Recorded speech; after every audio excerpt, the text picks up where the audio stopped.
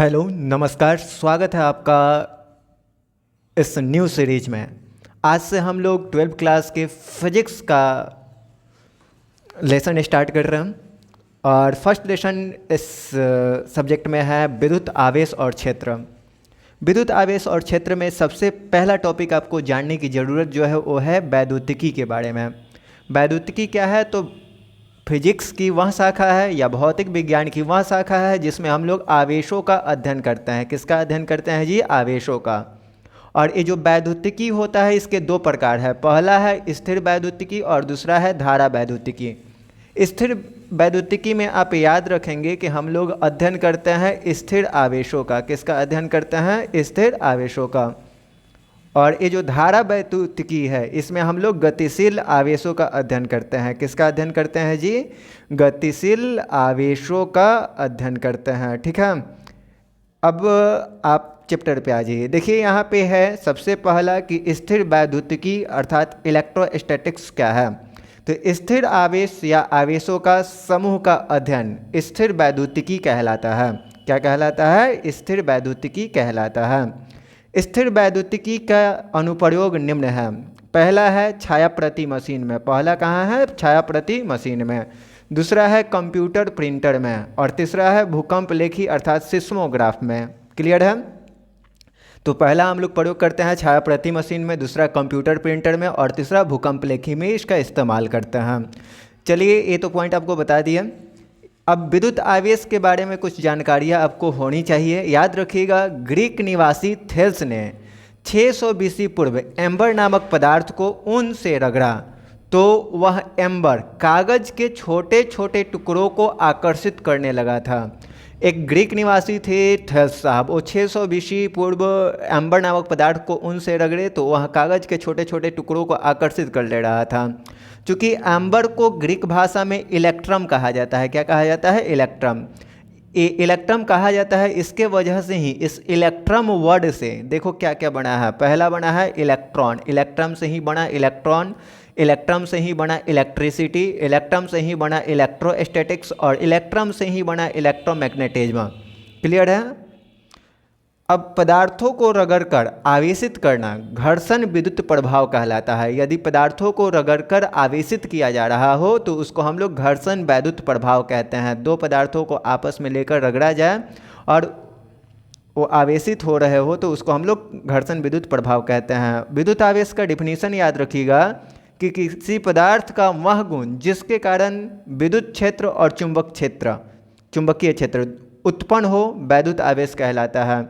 या आप कह सकते हैं, मान लो कोई भी पदार्थ आवेशित किए, आप बचपन में बाल में पेन रखड़ के कागज़ के टुकड़े को सटाए होंगे। ये मान लीजिए पेन है, कागज़ का छोटा छोटा ये टुकड़ा हो गया, इसको ये आकर्षित करने लगता है, चिपक जाता है कागज़ का छोटा छोटा टुकड़ा। तो जिसकी उपस्थिति में एक वस्तु दूसरे वस्तु पर बल का अनुभव करा दे उसी को हम लोग विद्युत आवेश कहते हैं। विद्युत आवेश कहते हैं। याद रखिएगा, विद्युत आवेश जो होते हैं दो प्रकार के होते हैं। विद्युत आवेश कितने प्रकार के होते हैं? दो प्रकार के।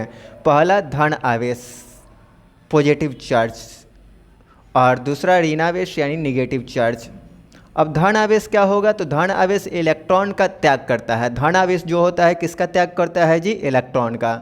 ऋण आवेश क्या करता है? तो ये इलेक्ट्रॉन को ग्रहण करता है। इलेक्ट्रॉन को क्या करता है? ग्रहण।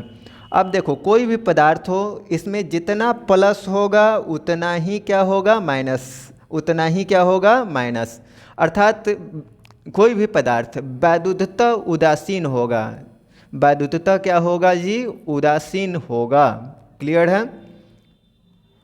यानी सामान्य अवस्था में पदार्थ में इलेक्ट्रॉन की संख्या प्रोटॉन की संख्या के बराबर होती है। इलेक्ट्रॉन कहने का मतलब निगेटिव, प्रोटॉन कहने का मतलब पॉजिटिव। तो यहाँ पे इलेक्ट्रॉन की संख्या प्रोटॉन की संख्या के बराबर होती है, इसलिए कोई भी पदार्थ जो होता है वैद्युतः उदासीन होता है। कोई भी पदार्थ कैसा होता है? वैद्युतः उदासीन होता है। अब आवेश का मात्रक देखा जाए। आवेश का मात्रक देखने से पहले आप ये जान लीजिए, आवेश Q बराबर फॉर्मूला होता है IT। क्या होता है? IT। इसका मात्रक हम लोग देखें, एक तो I का एम्पियर और ये है सेकेंड। एम्पियर सेकेंड भी हो सकता है।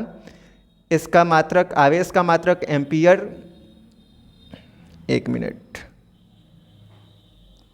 यहाँ पे Q बराबर क्या होगा IT, क्लियर है, एम्पियर सेकंड हो जाएगा। इसका ऐसे ही मात्रक क्या हो जाएगा एम्पियर सेकंड, या कूलॉम भी होता है। इसका ऐसा ही मात्रक क्या होता है कूलॉम, सबको याद करता है कूलॉम। ऑप्शन में कभी कभी ए देखने को मिल जाता है एम्पियर सेकंड, प्रति मत याद रखिएगा एम्पियर सेकंड, ठीक है, एम्पियर सेकंड। आवेश का जो CGS मात्रक होता है वो होता है स्टेट कूलॉम, ESU, जिसको हम लोग फ्रैंकलिन कहते हैं। क्या कहते हैं जी, फ्रैंकलिन। और एक कूलॉम में कितना ESU होता है, कितना फ्रैंकलिन होता है, तो 3 × 10⁹ ESU होता है। आवेश का सबसे बड़ा मात्रक होता है फैराडे। क्या होता है, फैराडे। और एक फैराडे बराबर होता है 96,500 कूलम। कितना होता है जी, 96,500 कूलम होता है। आवेश का विद्युत चुंबकीय मात्रक जो होता है एब कूलम होता है।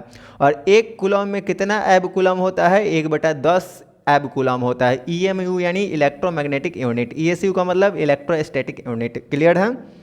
अब चलिए आगे हम लोग बढ़ते हैं, अन्य मात्रक भी देख लेते हैं। 1 मिली कूलॉम बराबर कितना होता है, तो याद रखिएगा 10⁻³ कूलॉम होता है। 1 माइक्रो कूलॉम बराबर क्या होता है जी, तो 10⁻6 कूलॉम होता है। 1 नैनो कूलॉम बराबर क्या होता है जी, तो 10⁻9 कूलॉम होता है। और 1 पिको कूलॉम बराबर क्या होता है जी, तो 10⁻12 कूलॉम होता है, क्लियर है। आवेश का बीमा आप याद रखिएगा, आवेश का बीमा जो होता है वो होता है AT। क्या होता है, AT। इसको MLT का फॉर्म में लिखने का मन करे यदि, तो m⁻0, l⁻0, t⁻1, a⁻1 ऐसे लिखा जा सकता है, क्लियर है। अब देखिए आवेश जो होता है एक प्रकार का सदिश राशि होता है। कैसा राशि होता है जी, सदिश राशि। आवेश कैसा राशि होता है, सदिश राशि। विद्युत आवेश के गुणधर्म आप याद रखिएगा। विद्युत आवेश के कौन कौन से गुणधर्म होते हैं, तो याद रखिएगा यदि प्लस प्लस आसपास हो तो ए एक दूसरे से दूर भागेंगे, यानी और माइनस माइनस पास पास हो तो एक दूसरे से दूर भागेंगे। लेकिन प्लस माइनस के पास हो तो वो एक दूसरे को आकर्षित करेंगे, एक दूसरे को क्या करेंगे, आकर्षित। यानी सजातीय आवेश जो होंगे प्रतिकर्षण, तथा विजातीय आवेश अलग अलग आवेश जो होंगे आकर्षण का गुण दर्शाते हैं। और किसी निकाय पर कुल आवेश अलग अलग आवेशों के बीजगणितीय योग के बराबर होता है, ये बात आप याद रखेंगे। वैद्युत आवेश संरक्षित होते हैं। दूसरा गुण है कि वैद्युत आवेश क्या होते हैं, संरक्षित। और तीसरा गुण आप याद, यहाँ पे चौथा गुण याद रखिएगा, वैद्युत आवेश क्वांटमीकृत होते हैं। और आवेश द्रव्यमान से संबद्ध रहता है। आवेश द्रव्यमान से संबद्ध रहता है, कहने का मतलब है कि कोई वस्तु धनावेशित हो रहा है तो उसका द्रव्यमान घटेगा, यानी इलेक्ट्रॉन का त्याग करेगा तभी तो धनावेशित होगा। और कोई वस्तु ऋणावेशित हो रहा है, क्या हो रहा है जी, ऋणावेशित हो रहा है तो उसका द्रव्यमान जो है बढ़ जाएगा। द्रव्यमान जो होगा क्या होगा, बढ़ेगा, क्योंकि इलेक्ट्रॉन को ग्रहण कर रहा। अब महत्वपूर्ण कुछ सिद्धांत है, याद रखिएगा। आवेश संरक्षण का सिद्धांत याद रखिएगा कि आवेश को ना तो उत्पन्न किया जा सकता है और ना ही नष्ट, बल्कि इसे एक वस्तु से दूसरी वस्तु में स्थानांतरित कर सकते हैं। इसे ही आवेश संरक्षण का सिद्धांत कहा जाता है। और दूसरा सिद्धांत है कि आवेशों का क्वांटमीकरण क्या होता है, तो किसी वस्तु पर उपस्थित कुल आवेश क्वांटा का पूर्ण गुणज होता है। Q बराबर फॉर्मूला होता है +-NE। इसे ही हम लोग आवेशों का क्वांटमीकरण कहते हैं। क्वांटा क्या होता है, तो आवेश का क्वांटा जो होता है इलेक्ट्रॉन पर उपस्थित आवेश का मान होता है, अर्थात -1.6 × 10⁻−19 कूलम। ऑब्जेक्टिव में ऐसे क्वेश्चन कर देता है कि कौन सा आवेश संभव है, कौन सा आवेश संभव है, और ऑप्शन में देता है संभव आवेश पूछता है, संभव किसी वस्तु पर संभव आवेश कौन है। और ऐसे आपसे ऑप्शन में दे देगा ए, दे देगा आपसे Q बराबर NE का कॉन्सेप्ट लगाकर 3.2 × 10⁻−19, 3.2 आपका ऐसे दे दिया, ठीक है। 3.2 कूलम। B आपको दे दे 4.8 कूलम। C आपको दे दे 4 कूलम। D आपको दे दे 8 कूलम। कौन आवेश संभव नहीं है, पूछ दे, नहीं है, संभव आवेश नहीं है। तो आप 1.6 से इसको काट के देखिएगा, कट जाएगा पूरा, ये भी कट जाएगा पूरा, 8 भी कट जाएगा पूरा, हाई कटने वाला नहीं है, अर्थात 4 कूलम आंसर यहाँ पे हो जाएगा। यानी इसका ही पूर्ण गुणज होना चाहिए, इसका ही पूर्ण गुणज होना चाहिए, आप याद रखिएगा। आवेशन और इसकी विधियाँ, अब आगे का जो टॉपिक है आवेशन और इसकी विधियाँ है, याद रखिएगा। किसी वस्तु पर आवेश प्रकट करने की प्रक्रिया ही आवेशन कहलाती है। किसी वस्तु पर आवेश प्रकट करने की प्रक्रिया क्या कहलाती है? आवेशन।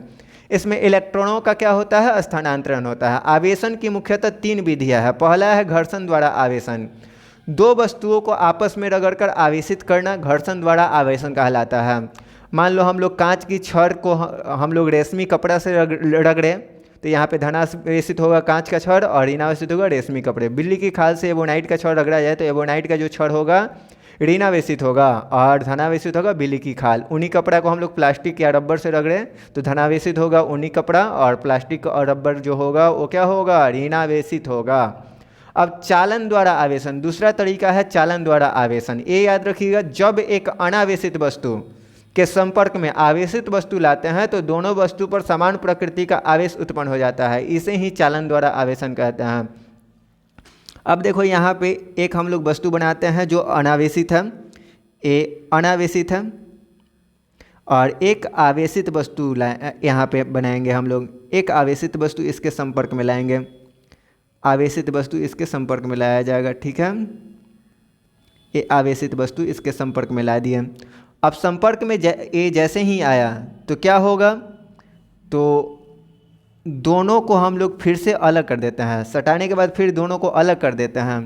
तो इस पे आपका 3 गो पॉजिटिव चार्ज आ गया, इस पे भी 3 गो पॉजिटिव चार्ज आ जाएगा। क्लियर है? और इस प्रकार से जो आवेशन होता है, दोनों आवेशित हो गए और इस प्रकार का जो आवेशन होगा उसको चालन द्वारा आवेशन कहते हैं। जब एक अनावेशित वस्तु के संपर्क में आवेशित वस्तु लाते हैं तो दोनों वस्तु समान प्रकृति का आवेश, दोनों वस्तु पर समान प्रकृति का आवेश उत्पन्न हो जाता है, इसे ही चालन द्वारा आवेशन कहते हैं। तीसरा तरीका है प्रेरण द्वारा आवेशन। तो आवेशित वस्तु द्वारा अनावेशित वस्तु को बिना स्पर्श किए उस पर विपरीत प्रकृति का आवेश उत्पन्न कर देना क्या कहलाएगा? चालन द्वारा आवेशन कहलाएगा। अब देखो यहाँ पे क्या करना है तुमको, 2 गो अनावेशित वस्तु संपर्क में रखो। क्लियर है? अब एक आवेशित वस्तु लाओ जिस पे प्लस चार्ज है। तो अब देखो इस पे बराबर बराबर यानी प्लस जितना होगा उतना ही माइनस होगा। तो मान लो प्लस आया है तो माइनस वाला इधर चार्ज आ गया, इधर प्लस वाला आ गया, ठीक है, 4 गो। फिर इधर प्लस है तो इधर माइनस वाला आ जाएगा, इधर फिर प्लस वाला आ गया। क्लियर है? अब देखो इस पे जो चार्ज शो हो रहा है माइनस खिंचाया है तो माइनस इस पे शो हो रहा है।